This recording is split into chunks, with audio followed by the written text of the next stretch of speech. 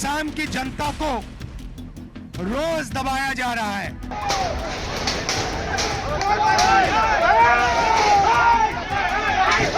मैं आपको मैसेज देना चाहता हूं कि कांग्रेस का कार्यकर्ता किसी से नहीं डरता है।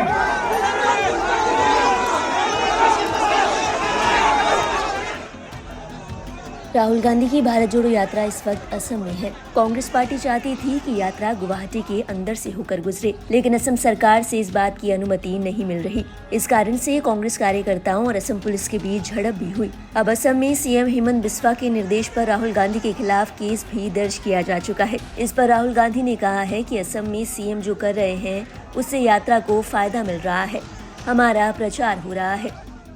एक्चुअली ये जो असम के चीफ मिनिस्टर यात्रा के अगेंस्ट कर रहे हैं, सबसे पहले इससे यात्रा का फायदा हो रहा है।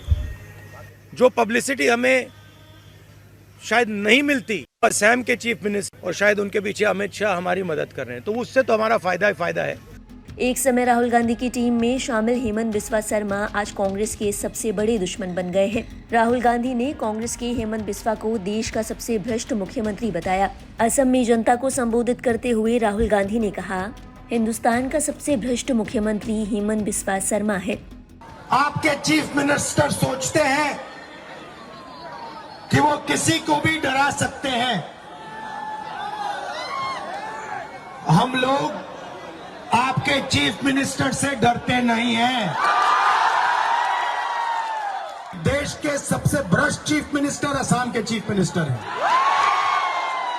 भ्रष्टाचार वाले बयान के कुछ ही घंटों बाद हेमंत बिस्वा शर्मा ने राहुल के बयान पर ताबड़तोड़ पलटवार किया और उनका रुख ही मोड़ दिया। हेमंत बिस्वा शर्मा ने कहा, देश का सबसे भ्रष्ट परिवार गांधी परिवार है। बोफोर्स से लेकर भोपाल गैस कांड में एंडरसन को भगाने तक सबसे भ्रष्ट परिवार गांधी परिवार ही है। हेमंत बिस्वा शर्मा यही नहीं रुके, उन्होंने गांधी परिवार पर ये तक कह दिया कि उनका सरनेम गांधी ही नहीं है, ये डुप्लीकेट नाम लेकर घूम रहे हैं। डुप्लीकेट लाइसेंस होता तो मैं पकड़ लेता, लेकिन डुप्लीकेट नाम रखने का क्या परिणाम होता है मैं नहीं जानता, इसलिए ये लोग घूम रहे हैं। गौरतलब है, कांग्रेस और हेमंत बिस्वा शर्मा के बीच विवाद कोई नई बात नहीं है। साल 2024 में बीजेपी में शामिल होने के बाद दोनों एक दूसरे पर खुलकर जुबानी हमला बोलते आए हैं। हाल ही में भारत जोड़ो न्याय यात्रा के असम पहुंचते ही विवाद एक बार फिर से सुर्खियों में आ गया। हेमंत बिस्वा शर्मा ने भारत जोड़ो न्याय यात्रा को मियां यात्रा तक बता दिया।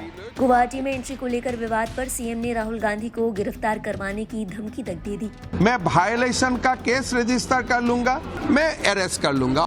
राहुल लगातार हेमंत बिस्वा शर्मा को टारगेट कर रहे हैं। राहुल ने आरोप लगाया कि बिस्वा असम नहीं चला सकते। बीजेपी कार्यकर्ता भी हेमंता को पसंद नहीं करते। जानकारों का कहना है कि हेमंत बिस्वा शर्मा पर इस तरीके से हमला बोलना राहुल गांधी की ओर से गलती थी। इससे भले ही उनकी यात्रा सुर्खियों में आ गई, लेकिन ये असम के मुख्यमंत्री के खिलाफ नहीं थी।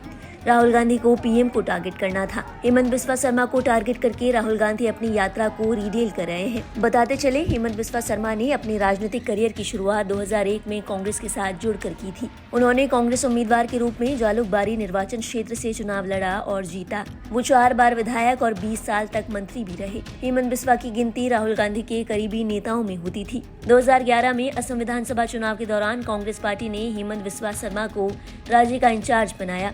उनके नेतृत्व में पार्टी ने राज्य की 126 विधानसभा सीटों में से 78 सीटों पर जीत हासिल की। पार्टी की इस बड़ी जीत के बाद हेमंत बिस्वा शर्मा को ऐसी उम्मीद थी कि हाईकमान उन्हें मुख्यमंत्री बनाएगी, क्योंकि तरुण गोगोई लगातार 2 बार राज्य के सीएम रह चुके थे। उस वक्त बिस्वा शर्मा ने राहुल गांधी, सोनिया गांधी से कई मुलाकातें भी की, लेकिन कुछ फायदा न हुआ। पार्टी हाईकमान ने उन्हें समर्थन नहीं दिया।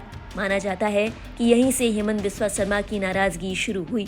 हेमंत कई बार राहुल गांधी और उनके पालतू कुत्ते की कहानी बताकर उन पर निशाना साध चुके हैं। शर्मा ने साल 2015 में मंत्रालय, विधानसभा और बाद में कांग्रेस पार्टी से इस्तीफा दे दिया।